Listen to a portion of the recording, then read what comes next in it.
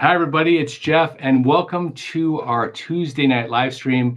We have Ari Parker, the co-founder of Chapter, with us, and this is week 4 of, there's just over 4 weeks left in the annual enrollment period. And so we've had Ari on pretty much weekly for the last several weeks, and we're going to answer a lot of good questions about Medicare and a lot of good questions about Social Security. As always, the standard disclaimer, we don't know you personally, so we can't talk to your specific situation outside of general discussions about what we're seeing with the question. And so we expect the information to be directionally correct. However, if you have specific questions, talk to a qualified professional who knows your situation specifically. And one of the qualified professionals that you can talk to directly is our partner, Chapter.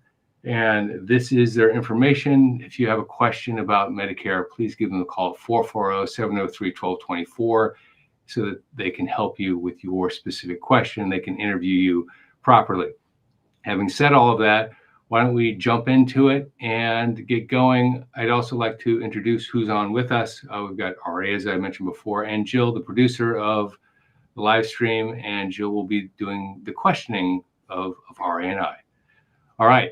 That was about the quickest introduction I could get out because I know we've got a ton of questions that were written in. We're expecting a ton of questions in the chat box. So why don't we jump into it? Jill, over to you. Thank you, Geoff. And just for any of the listeners from the last couple of weeks, there was mention about that you guys have been sending in so many great questions in the email, and we did a lot of focus last time on the chat box. We are going to get better at that. We are changing that around. We still will get to the chat box, but are definitely going to get to your emailed questions. So we are going to start there tonight. And so the first question is coming to Ari, a Medicare question from Mark. If I don't use a Medicare advisor to purchase my Medicare Advantage or Medigap plan, will I pay less than if I use one to assist me? The answer is no. The price is the price, whether you go direct to the insurance company, use Medicare.gov, or work with a licensed Medicare advisor. There's no difference in price.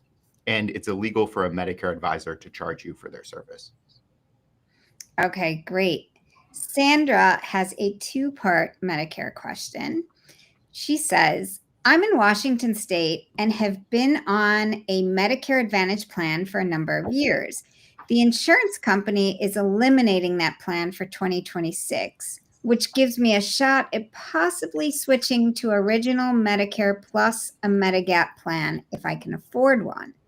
Any words of wisdom? I'll pause there for part 1. This is a huge opportunity that your plan is being terminated. It affords you a guaranteed issue right to choose Medicare supplement without questions about your health history. And we're not just seeing this in Washington State, we're also seeing this in Minnesota, Michigan, South Dakota, and other states where carriers have been pulling back their plans. And when they terminate your plan, it affords you, when they terminate your Medicare Advantage plan, it affords you a guaranteed issue right to choose Medicare supplement without questions about your health history. So if you can afford it, it would absolutely be worth considering a Medicare supplement. If you have pre-existing conditions, this might be your one chance to get on Medicare supplement. Now, if you're approaching Medicare, then you're in your golden opportunity to choose Medicare supplement without questions about your health history. But if you're already on Medicare, then in 46 states, a carrier is allowed to ask you questions about your health history unless you have a guaranteed issue right. So definitely evaluate your options, Sandra. Evaluate your Medicare supplement options and also evaluate your Medicare Advantage options. Do a complete plan comparison. There's a comment in the chat box. Quentin Lewis is saying also in New Hampshire, lots of Advantage plans are going away. It's happening all over the country. Yeah. Wow. All right. So Sandra's part 2 is a related question, very specific. Do any Medigap plans cover transportation to and from a pre-scheduled medical appointment or procedure?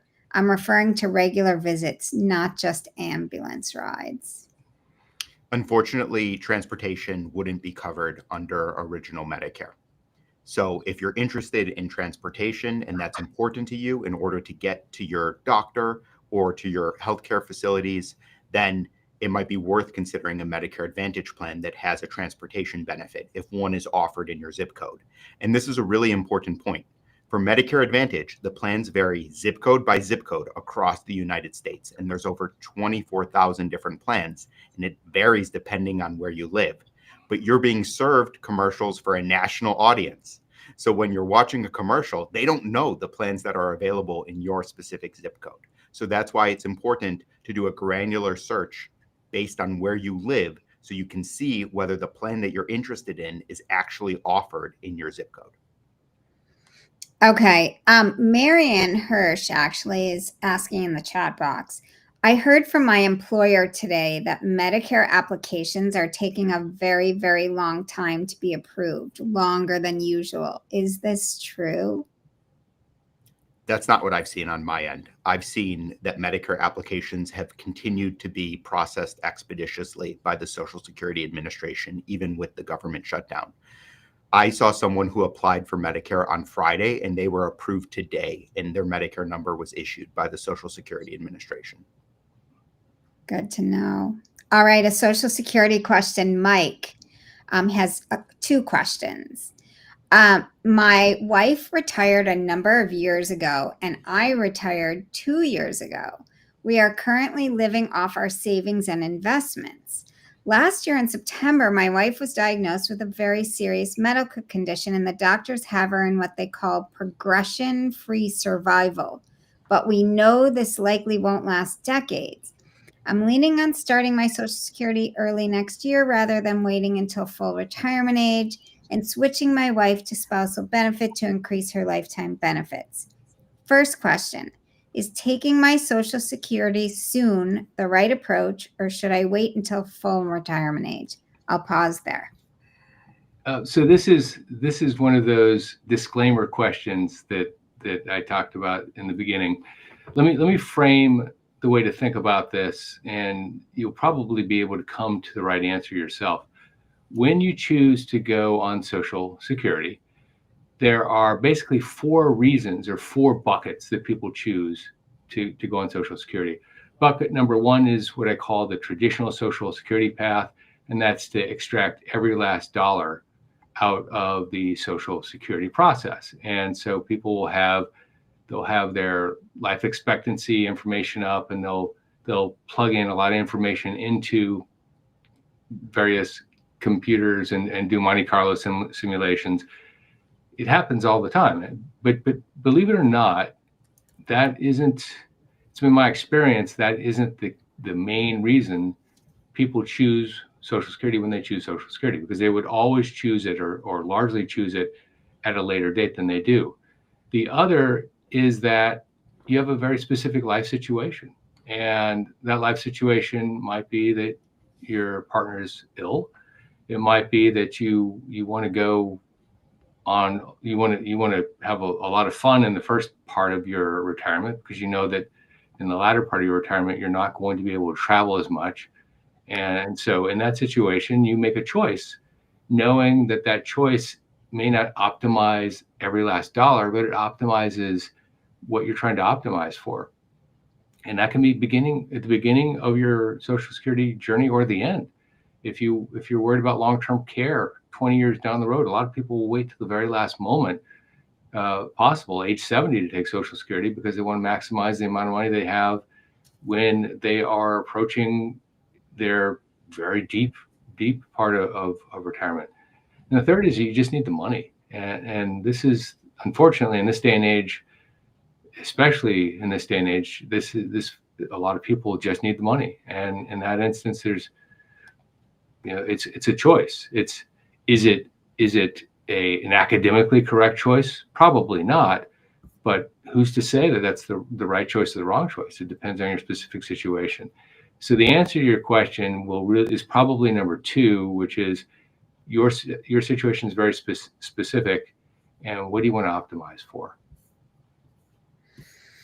Okay, the second part of the question is not actually, it's not a question. So I think, Mike, if you are on, I only have part of the question, but maybe it's just looking for your thoughts. And I think it's a Medicare question, which says, I know that we will sign her up for Medicare with Medigap Plan G and Part D. I've had a couple of serious medical issues in my past, but my doctor does not believe there are any concerns related going forward. So that might just be a thought. But so any comment on that, Ari, in terms of that? If you can afford it, Medicare Supplement is the most comprehensive and flexible coverage that you can have. You can see any doctor nationwide who accepts Medicare as long as they're taking new patients. So it sounds like a great plan to me. In terms of the pre-existing conditions that you mentioned, even if you don't think that the condition will recur, if it were to recur, then in 46 states outside of your Medigap open enrollment period, which coincides with the 6 months after your spouse starts Medicare, your spouse would need to answer questions about their health history. So you'd be taking a bet on the pre-existing condition not rearing its head if you choose to forego Medicare Supplement in 46 states, but then change your mind and want to get on Medicare Supplement later on. So I think it's a great plan. Okay, great. Rob is asking a Medicare question. Currently, my wife and I are on the Affordable Care Act. In 2026, my wife will remain on ACA and I will start Medicare in March. Please, Ari, can you answer exactly how chapter organizes or coordinates that situation? Yep. So as you mentioned, your Medicare will start March 1st. So you'll come off your Affordable Care Act coverage at the end of February, and your spouse will remain on their Affordable Care Act plan for the remainder of the year. And then they have a few options. They can continue to be on the Affordable Care Act until they turn 65 and start Medicare as well. Or they can choose a private insurance plan.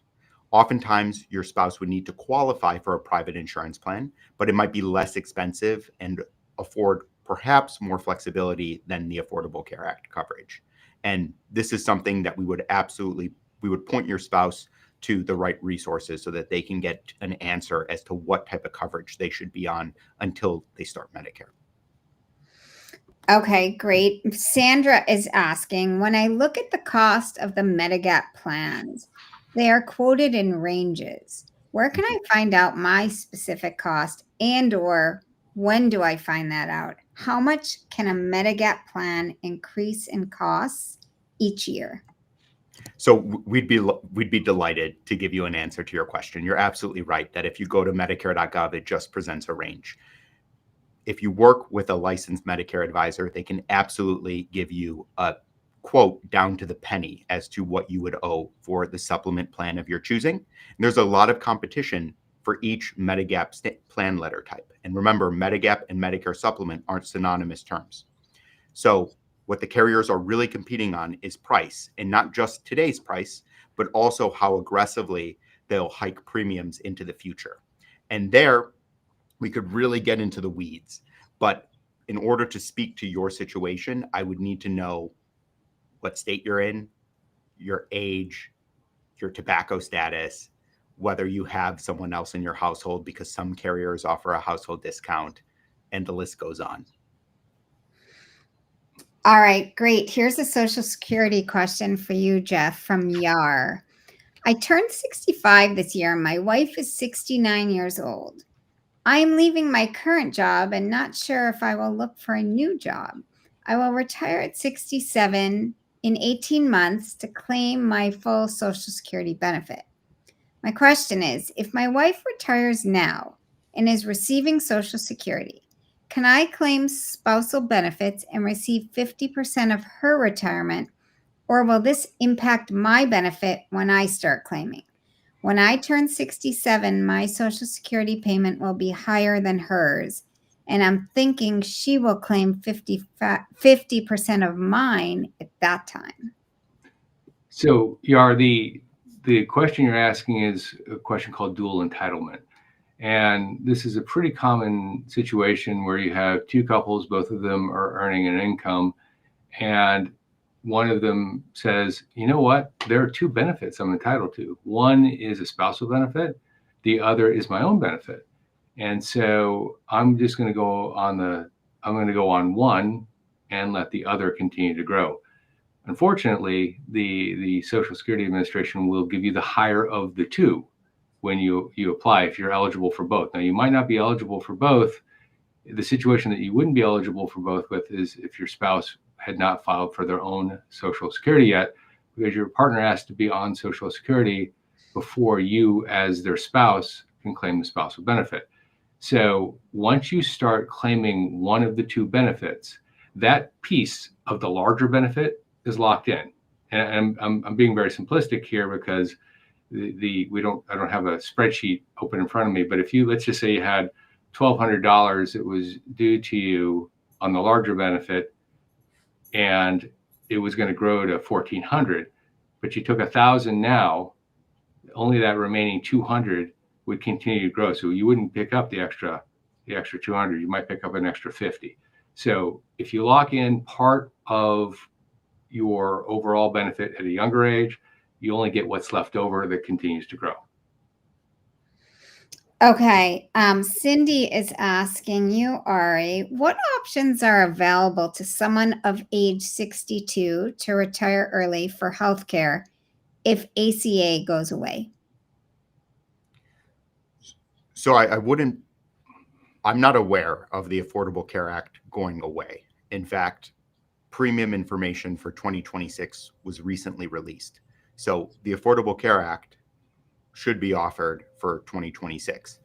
Now, Congress is shut down right now, and the fight is over the extension. Part of the fight is over the extension of the Affordable Care Act subsidies. So you'll notice when shopping for Affordable Care Act coverage that the premiums have gone up significantly compared to previous years.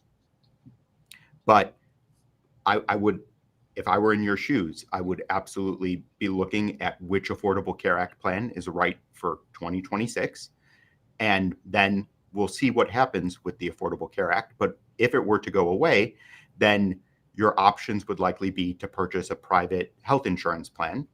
And some of those private health insurance plans are subject to questions about pre-existing conditions, so you may have to health qualify for them.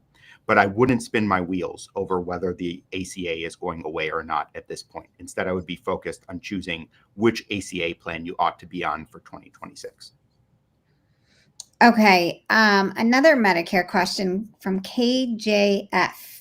I'm 77, and since age 65, I've been enrolled in Medicare Supplement Legacy C coverage with Blue Cross Blue Shield of Michigan. Since Part C is no longer available for new enrollment, should I continue with the coverage, even though I'm expecting a huge cost escalation for 2026? My health is still very good. I don't foresee any major surgeries in the near-term future except cataracts. It would absolutely be worth shopping your Medicare supplement plan. You can shop your Medicare supplement plan at any time. You're not constrained by the annual enrollment period. What the annual enrollment period pertains to, and the annual enrollment period ends December 7th, is for shopping a Medicare Advantage plan, which you're not on, and for choosing a standalone Part D plan. And so if you do choose to shop your supplement plan now, also make sure to review your standalone prescription drug plan.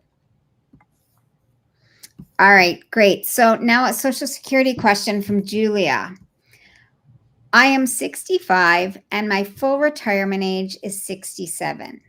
I'm trying to hold out until I reach full retirement age to draw Social Security.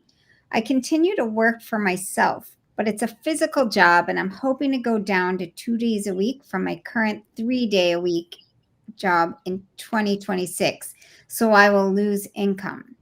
My husband filed ASAP at 62 and gets about $1,200 a month. I understand I could file for half of that, but how does that affect my overall payout? Does that mean I would be filing before my full retirement age and my future maximum if I use his earnings now?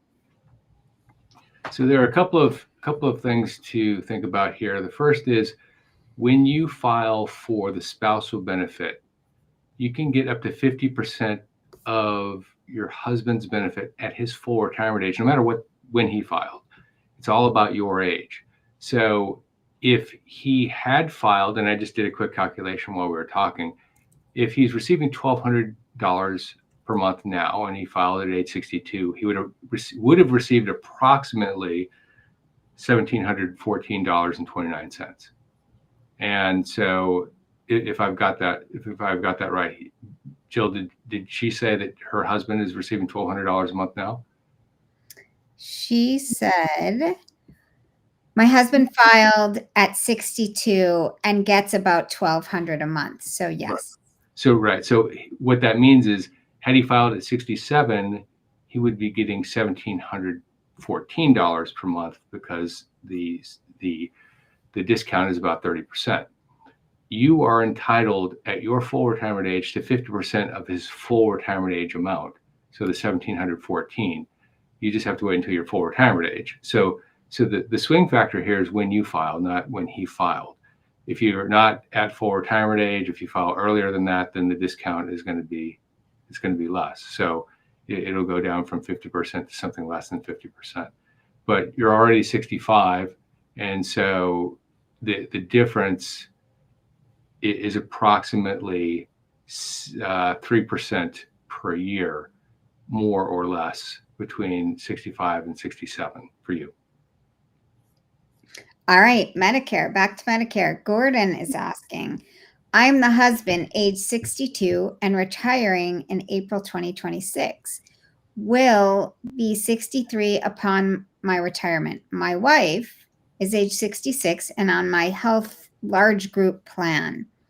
Both my wife and I are contributing to a health savings account through my work health plan. My wife will collect Social Security in March. Oh, is this a Social Security question? No, I think it's okay. In March or April 2026, and she will be age 67. She will go on Medicare in March 2026. I will seek private insurance until age 65. Question: when should my wife stop contributing to the health savings account? Now. The answer is now, because your wife is going to apply in February to activate her Medicare for a March 1st effective date to coincide with your retirement. So the game plan is your spouse is going to start Medicare when you retire, and you're going to choose Affordable Care Act coverage. Because your spouse is older than 65 and a half, her Medicare is going to be backdated 6 months. Her Medicare Part A will be backdated 6 months. And so that means the time to discontinue the HSA contributions for your spouse is now. However, you're still entitled to make your individual contribution unless you have another dependent on your insurance, in which case you can still make the family HSA contribution. Okay, great. So Ray is asking Medicare question. Do we need to review our Medicare plans every year? And if so, do the plans change that much from year to year? I'm a pretty smart guy, and trying to understand the pros and cons between plans is not easy. Well, we'd be delighted to help you, and there's no charge to use Chapter. You can also go to medicare.gov if you prefer. And yes, I would certainly recommend reviewing your coverage every year. For Medicare Supplement, the way that I train our team here is marry your Medigap, date your drug plan. The Medigap plan that you sign up for when you first start Medicare is probably the plan that you're going to have for the long haul. And you're making a 30 to 35 year purchasing decision, because that's how long actuarial tables suggest you'll live if you're turning 65 today. Every fall, it makes sense to review your standalone prescription drug plan, though, to see if you can unlock further savings. And oftentimes you can, especially with the new regulations that are going into effect for next year. On the Medicare Advantage side, you want to date your Medicare Advantage plan every year. Those are year-to-year plans. And what changes each year are the doctor networks. So you want to confirm that even if your doctors were in network for this year, that they're intending to be in network with the plan of your choosing for next year. What also changes is the cost structure related to your plan, and the regulations are changing as well. There's also a lot of competition. So even if you were on the right plan for this year, there may have been a new entrant to the market, and that plan might be a better fit for you for next year. So I would certainly recommend reviewing your coverage every year. Okay, great. Now, Linda is also asking a Medicare question. She's asking, how come some Medicare programs start January 1st and some start June 1st?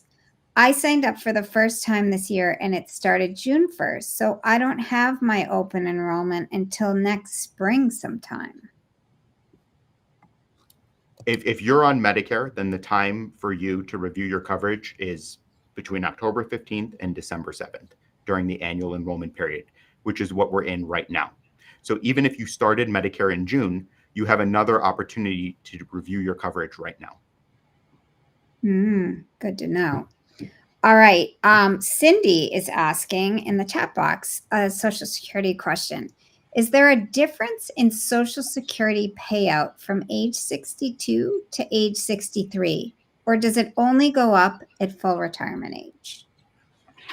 There is a difference in, if you're talking about the primary insured, the one whose payment is based on their work history, the payment goes, if your full retirement age is age 67, which is basically anybody who reaches full retirement age from 2026 onward, it goes from 70% of the full retirement age benefit to 75%. So there's a 5% difference by waiting 1 year. But it's also worth pointing out that even though people conceptually, they think about Social Security on an annual basis, they shouldn't, but they do. You can actually take that and divide it by 12, and you have effectively what the increase is per month if you file somewhere between age 62 and 63. And just for full data for you, you go from 70 to 75% from 62 to 63, 75 to 80% from 63 to 64, and so forth and so on. If you want to know the schedule, I have a free download. It's called the Social Security Quick Guide. I'll put it up here quickly, then we'll come back to it. And you can basically go to holyschmidt.com/quick guide. And I believe this is it. Yep, nope, that's not it. Go to holyschmidt.com/quick guide, and you can download a one-pager, and it'll show you the entire schedule from age 62 to age 70 for the primary insured, the spouse, and even the survivor. It's totally free. My free gift to you. Drop in your email address. You'll get the occasional email from us with tips, tricks, and other things, but it's a one-pager, and that'll give you a really good sense of what it looks like on a monthly basis, not just an annual basis. All right, great. And do please keep putting your questions into the chat box. We are going to be getting to those as well. So we will keep going on. Medicare question from Anita. Question: I retired from the federal government last year and maintain my government insurance. I'm 57 and it covers me, my husband 73, and my two daughters 24 and 21. My husband has Part A Medicare. I cannot figure out if we were good on his Medicare requirements or if we should have signed him up for Medicare Part B or anything else. Are we going to be penalized when we do sign him up? So it's up to you whether your husband wants to enroll in Part B or not. There might be a late enrollment penalty for Part B if he goes ahead and activates it now. But if you find that the FAHB plan that he's on as a federal retiree is working well, then really it's a mixed bag as to whether to start Part B or not. And the choice is up to your spouse. About 50% of federal retirees choose to take Part B, and the other 50% choose not to. So it's not that you did anything wrong, but if your spouse were to change their mind and choose to enroll in Part B, yes, there might be a late enrollment penalty as a result. All right. Lisa made a comment in the chat box, Medicare related. She said, just met with my insurance guy today. I like my plan N. And he said plan this year will increase possibly 20 to 25%. He also mentioned the prices may increase in the second quarter. Is this new? Under Medicare Supplement, oftentimes the premiums will increase gradually as you age. In some states, it happens in the spring. In other states, it happens over the summer. It just depends on whether your state insurance regulator, when they approve an insurance company's premium increase. And this varies state by state, but Medicare, that those premium increases that the Medicare Supplement insurers request need to be approved by your state insurance regulator. So I'm not sure what the person you met with is referring to with as it pertains to your particular plan, but it is common for Medicare Supplement plans to increase every year as you age. Okay, and Freddie Clark is asking, Medicare with ChampVA, any issues / concerns or advantages? Before you answer that, Ari, I'm going to put you in the pole position here because you're getting a lot more questions than I am. So I want to make sure that you're front and center. Okay. All right. Go ahead. Freddie, that's a great plan. So Medicare will be your primary insurance and ChampVA will be your secondary insurance. It's an awesome plan. You don't need to do anything at all. Stick with what you have. The same thing is true for a retired service member who's on TRICARE for life. You simply need to activate your Medicare, and then you get a $0 Medicare supplement plan from the government by virtue of your military service, and you also get excellent prescription drug coverage. So if you have ChampVA or TRICARE for life, that is your secondary coverage. Ignore all the commercials that you see. You have excellent health insurance. Okay, Kathy Stewart is asking, there's a lot of abbreviations in here, so hopefully I don't botch your question, Kathy, but if I do, please just retype it in there. I plan to stay with my current MA plan. I have surgery in February for TKR. Costs are increasing and benefits are lower. I'm worried about patient costs. Any ideas how to lower patient costs? Higher costs, lower benefits. So for this question, I was reading this question, and the questioner is younger than 65, but is on Medicare, correct? Yeah, well, she put in a part 2, which says I'm 63 on Social Security, so not eligible for Plan G. Right. So the way it'll work is you have a great plan to be on Medicare Advantage until you turn 65. At 65, you're going to be afforded your Medigap open enrollment right to purchase a Medicare supplement plan without any questions about your health history. So that is a magic moment where you can choose Medicare supplement and they can't ask you questions about your health history and they can't price discriminate against you. You can't be charged a higher price.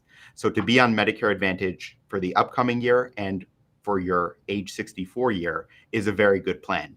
I would just recommend doing an exhaustive review of your coverage compared to other alternatives, because it sounds like your plan's cost structure is going up for next year. Let's see if there's a lower cost plan that has all your doctors in network. Okay, great. So Rod is asking a question, and Cindy also is on board with the same question. So he's saying, Geoff, you have said in the past that you are confident that Social Security will not go away even if the funding runs out. What about the possibility of decreasing the amount being received? How confident are you in that? So this is an opinion. It's not a promise, but the difference is the opinion is based on history. In the history of Social Security, there have been over a dozen major amendments. Now, this group watching this video or watching this live stream right now isn't aware of most of them because you wouldn't have been born yet, or you would have been so young that you wouldn't have experienced it. But every time, or almost every time, there was an amendment, there was a lot of back and forth before the amendment was made. The last major amendment was in 1983. And in 1983, the Social Security Trust was 2 months away from running out of funding, at which point the Social Security Trust would have gone into basically whatever's coming in gets paid out, and there would have been a major haircut. This is 1983. In 1983 and today, this is a nonpartisan issue. Both Democrats and Republicans don't want Social Security to be haircut. And here's the reason. If grandma or grandpa are cut 70 from 100% to 78%, immediately they go and they call their son or daughter up and they say, hey, I'm moving back in. And so that's not a good thing for anybody. And the solution is actually not as difficult as you would think. We'll talk about that in a moment.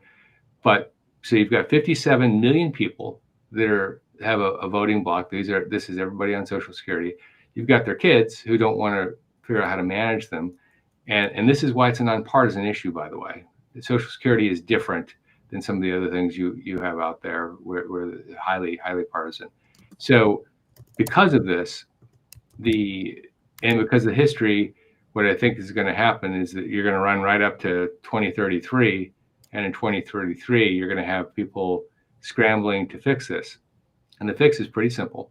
In 1983, it was a raise of the Social Security tax from 5.4 to 6.2%. So it was a 0.8% increase, and that dealt with the issue immediately. And then they took the full retirement age from 65 to 67, and they started the increase 20 years forward. Do I think that that's the likely outcome here? Probably something like that. I don't think that there's a situation in 2033 that's likely anyway that all of a sudden it's going to sneak up on everybody. They're going to get an announcement their Social Security payment is being cut from 100% down to 78%. I just don't see it. Politicians will lose their jobs. Mom and dad will move back in with the kids. The kids will be upset. And remember, you're not just saving Social Security for the people who are receiving Social Security now. You're saving Social Security for the people who are going to get Social Security in 20 or 30 years. If I'm 30 or 40 years old, I want 100%. I don't want 78%. And so I'm willing to pay the extra 0.8% to do it. And it might not be 0.8%. It might be something less than that. So can I promise? No, but I feel very, very good. Pretty confident about this one, but of course I'm not a politician. That's a long-winded way of saying I think you should probably worry about when to take Social Security based on a lot of factors, not this specific one. All right. We have a question from Julia. Oh, also Cindy put that what TKR was for her surgery was total knee replacement. Thank you for the clarification, Cindy. Good acronym. Yeah, TKR. We'll have to remember that one. All right. So Julia is asking, I am 65, but just got laid off today. I plan to look for another job, but can I sign up for Medicare now and then drop it later if I get a great job? My original plan was to wait until 67 to sign up. The answer is yes. I would certainly recommend signing up for Medicare ASAP. Your Medicare will begin December 1st.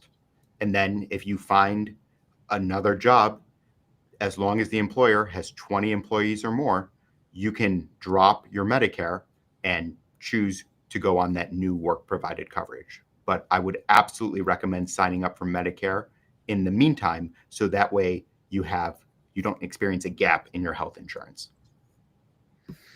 Okay, Social Security question from Richard.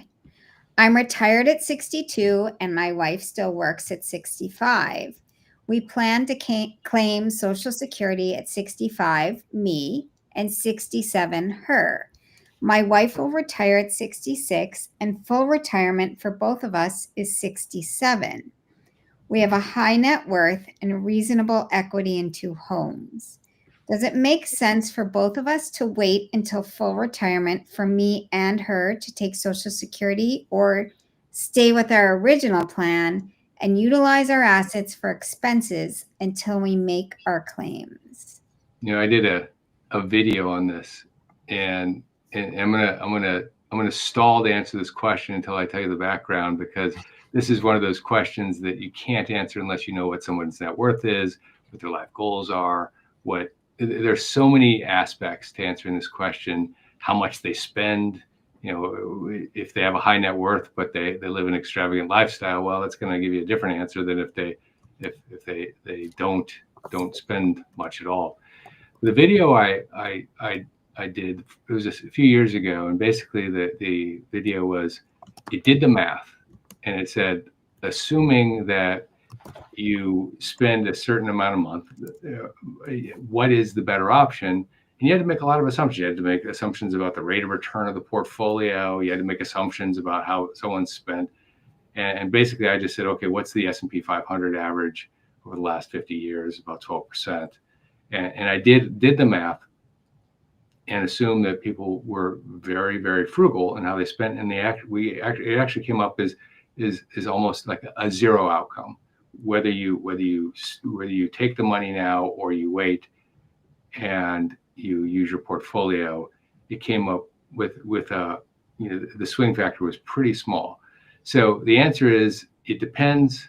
This is something that you should probably talk to a financial planner about more than anything else, because they can actually do a Monte Carlo simulation for you, and come up with a real answer based on questions that we can't possibly ask you on a live stream, but a financial planner can do that. And there are also good personal financial planning software tools out there as well.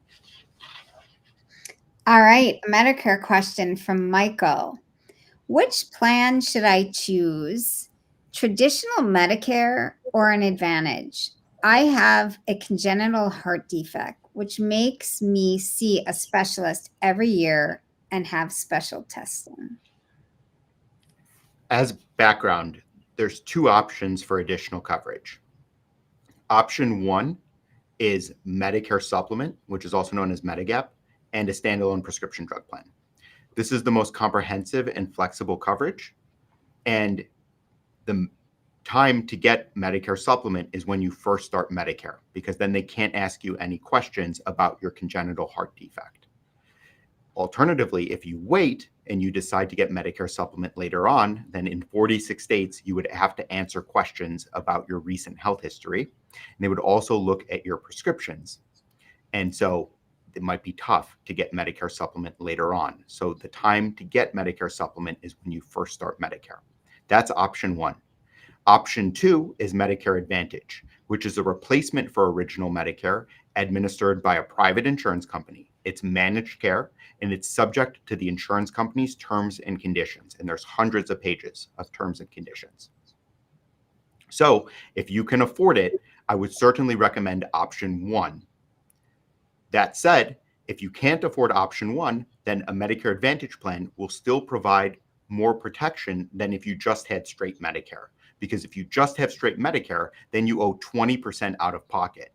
And 20% of a very large bill can still be thousands of dollars, whereas a Medicare Advantage plan will impose a maximum out of pocket.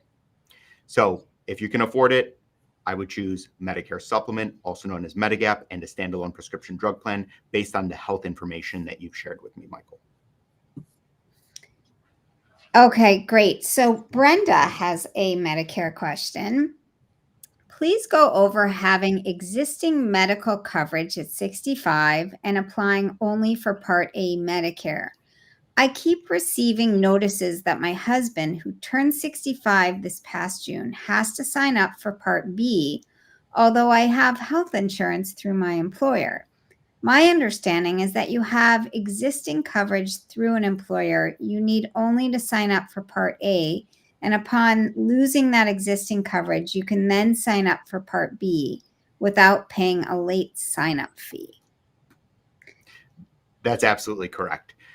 Your spouse doesn't need to do anything because they're covered under your work-provided coverage. And as long as your employer has 20 employees or more, when you're ready to retire, your spouse will receive a special enrollment period to activate their Medicare.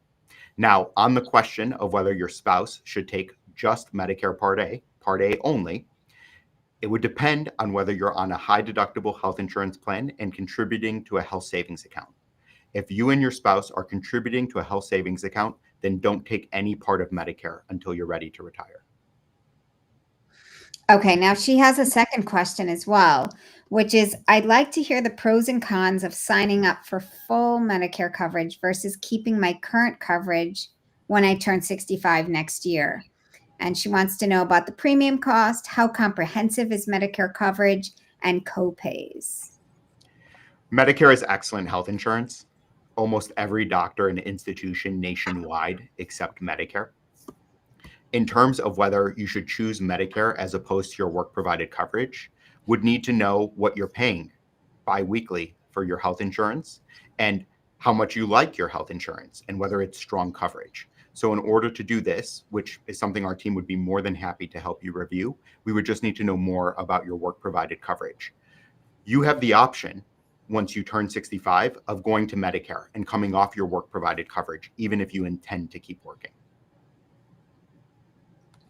Okay, Social Security question for Geoff from Jackson. I am retired at 62 and my wife still works at 65. We plan to claim Social Security at 65, me, and 67, her. My wife will retire at 66 and full retirement for both of us is 67. We have a high liquid net worth amount and two Jill, homes. Jill, Yes. I think you already asked me this question. I did? Oh, Yep. okay. Well, thank you for letting me know. I think it came through in the chat, and then it was also on the right end, so that's why it's why. Oh, okay. All right, good. So hopefully this one is new from John. My full retirement age is in June 26, and my Social Security benefits start in January 26. The documentation from the Social Security states you get your full benefits as long as your income up to full retirement age month doesn't exceed the early limit.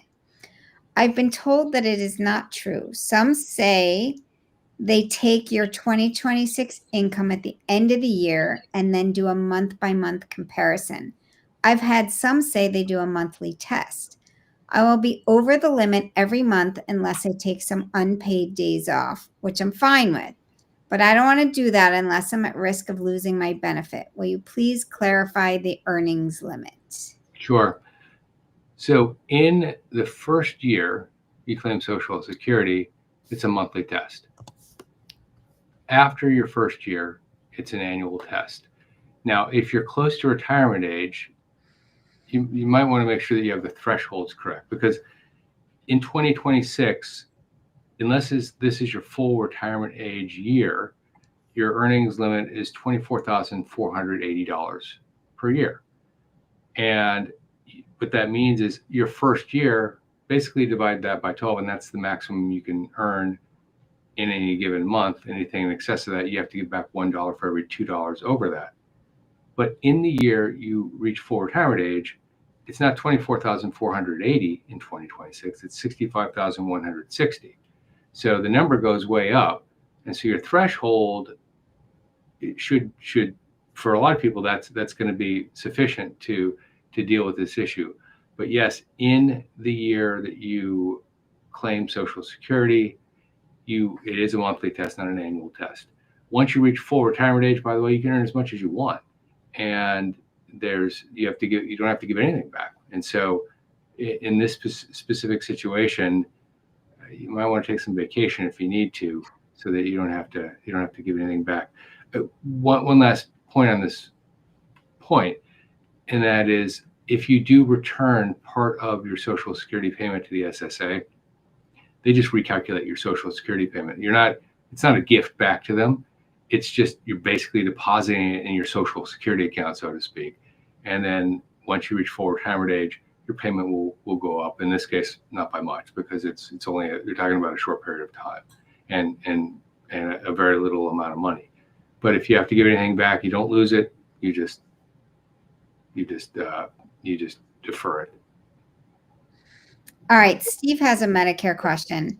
What do you recommend for Medicare supplement for people on SSDI prior to age 65? Medicare website does show pricing for supplement plans G, N, and HDG at age 59 in my zip code. I'll likely need DME. Mm-hmm. So DME refers to durable medical equipment, which can be very expensive. And if you just have original Medicare, then you would owe 20% out of pocket for your durable medical equipment. So what Steve is asking is, should I sign up for a Medicare supplement plan or should I shop my Advantage plan options? And some states offer Medicare supplement plans to people who are younger than 65, but oftentimes they're very expensive. The premiums are much higher than what you would pay when you turn 65. And so here I would recommend doing a full plan comparison and going through what type of durable medical equipment you anticipate needing next year and seeing if there's a Medicare Advantage plan that might bridge the gap until you turn 65 and choose a Medicare supplement plan at the standard price. Okay, another Medicare question from Mark. With Medicare, your IRMAA, income-related monthly adjustment amount costs, are based on your income from 2 years prior to signing up. How does one get this cost adjusted later? You use Form 44 in order to appeal your income-related monthly adjustment amount. So this refers to IRMAA. That's the government's acronym for the income-related monthly adjustment amount, IRMAA. And you can appeal your IRMAA because the government is looking at your tax return from 2 years ago. So instead, if you have a life-changing event, for example, work stoppage, work reduction, or a divorce, you can instead ask the government to look at a more recent year. And you would do so using Form 44. That's the Social Security form to use in order to appeal your IRMAA. And it's a simple 3-page form. You instead list the income that you'd like the government to look at instead. And it's modified adjusted gross income, which includes capital gains. And the government will then recalculate your IRMAA so long as you have a valid life-changing event. All right, Kathy Norris has a question, Medicare question. My husband's 64 now and gets VA healthcare benefits. Will he be required to go on Medicare? And if so, which is primary? Or is it something else entirely? Your husband isn't required to go on Medicare. No one's required to go on Medicare, but there are consequences if you don't sign up for Medicare. So the consequence would be if your spouse chooses to forego Medicare, then they would need to go to the VA for 100% of their care. Otherwise, when they go to a private provider, they would owe 100% of the costs. Instead, if your spouse signs up for Medicare, they can choose to go to a private provider or to use the VA.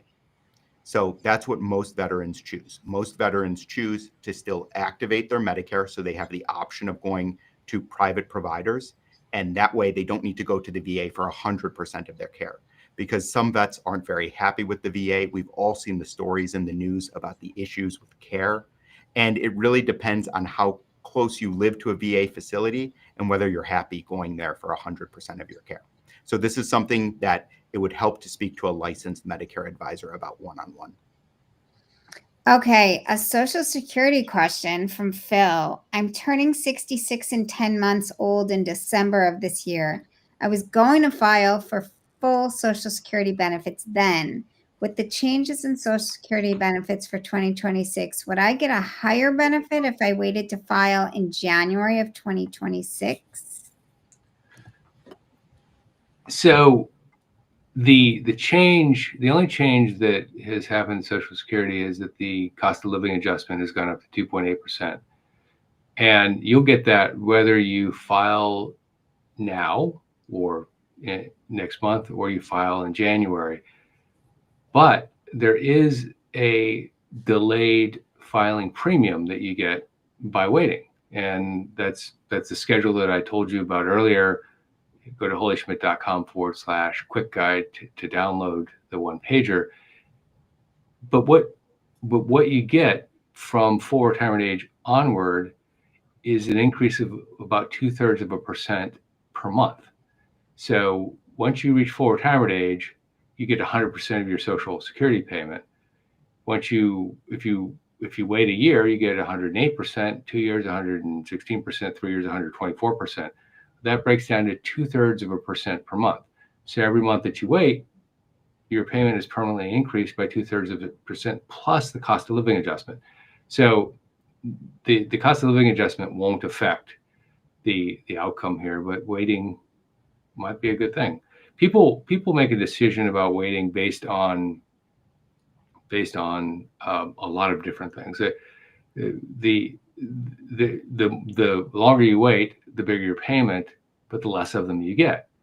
But if you are just trying to round up to a particular number, full retirement age, but you don't really need it for 2 or 3 months, well, 0.2% for the rest of your life per month ends up being a pretty good number. All right, the questions are pouring in. We have a power. Yeah, the questions have really started coming. I can hit the Medicare questions. Which one were you going to start on, Jill? Oh, here, I'll start with Michael here, and we're going to go right up until the last minute, so we'll keep bringing in the questions. Michael's asking, hello, Medicare question. I'm 63. My spouse and I are both on COBRA. Is it true that we can only be on COBRA for 18 months? If true, then there is a gap of about 1 year before turning 65. That's right. So your options once you hit 18 months of COBRA would be to purchase a plan through the Affordable Care Act. You can see if one is right for you. You can look at the plans and see if there's one that would be suitable for you once your COBRA ends. Or you can purchase a private health insurance plan, but you may have to medically qualify. And typically those plans, it depends on the plan that you're interested in. There is competition, but many of them are just catastrophic coverage. Okay.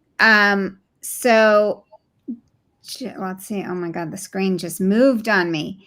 Where was it? Goodness. That was Michael's question. All right, Jeff B is asking, wife is 61 on disability and Medicare eligible when I retire next year. She's have to go on an Advantage plan, receives biologic IV at hospital every 6 months for her disability. Part B or D covered? If the medication is administered at your doctor's office, then it would be billed to Medicare Part B. B as in Bravo. Okay. Ralph is asking, I'm 65, retiring again for a second time, already enrolled in Part A. Will be fully retired at the end of March. When do I start Part B process? You can do it as early as January. As long as you do it in January, February, or March, your Medicare Part B will begin April 1st, so you'll have continuous health insurance. All right. Let's see. Do we have time for one more? I think we're at 7:58. DG is asking, does the Medicare.gov website provide enough information to make an informed decision about Medicare supplemental plans? Example, prescription, vision, dental, N and G.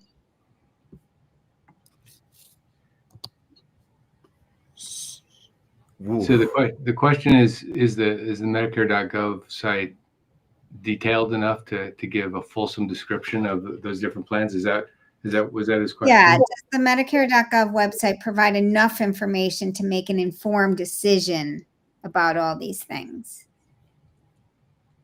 I think it's great that you're using Medicare.gov as a starting point. The Washington Post has done an exclusive series on issues with Medicare.gov since the beginning of the annual enrollment period. I'd encourage you to check it out. And also, you can always get a second opinion from a licensed Medicare advisor. There's no charge to use one. Just make sure you work with an advisory that can help you evaluate all your plan options, because there's hundreds of health insurance companies offering thousands of plans, and they vary zip code by zip code across the United States. All right, can we stuff a quick one in on the last Medicare question, and then we'll turn it back over to Geoff to close us down? Thomas is asking, my question is, how do Medicare and TRICARE work together, and what are the steps I need to take when I enroll to make sure they're coordinated? You just need to activate your Medicare, and then by virtue of your military service, you will receive a $0 Medicare supplement plan from the government and excellent prescription insurance. So all you need to do is activate your Medicare. Don't sign up for anything else. All right. So, well, thank you so much, everyone, for all these questions. Geoff, I'm turning it back over to you. Great. Gang, thank you so much for staying up late with us. It's 8 o'clock here in New York. So if you're on the East Coast, it's pretty late for you. Ari, thank you so much for joining us and helping us navigate this very important time, the annual enrollment period. As a reminder, 4.5 weeks left in the annual enrollment period. And so if you need to talk to someone, give our partner chapter a call at 440-703-1224. Jill, thank you for, as always, doing a wonderful production of the show and the channel, frankly. And with that, why don't we wrap it up and say goodnight, and we will chat with everyone next week. Take care, everybody. A lot of good gratitude coming in, and they love this crew. Both Ari and Geoff, you guys together, we're getting a lot of love for that. So thank you. Well, we wouldn't have a show without the viewership, the excellent questions, and Jill, your moderation.